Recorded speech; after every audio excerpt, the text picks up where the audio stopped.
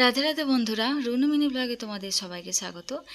আজকে রান্না করেছিলাম আলু ভাজা, মুগের ডাল, ওল ভাতে, মায়ের হাই সুগারের জন্য পেঁপে, করলা, বেগুন ভাতে, ডিমের কারি, কচু আলুর তরকারি।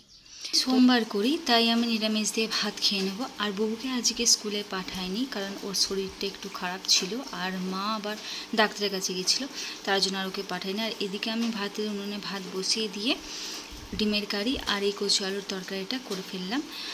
রান্না করে নিয়ে আমার এদিকে কাজ মিটিয়ে নিয়ে আমি ছেলেকে ভাত দিয়ে আমিও ভাত খেয়ে নিয়েছিলাম। আর মায়েরা ততক্ষণে এসে পৌঁছায়নি। তো যাই হোক, বুবুকে আমি ঘুম পাড়িয়ে দিয়েছিলাম খাইয়ে, আর তারপরেই আমি রাখিটা নিয়ে বসেছিলাম।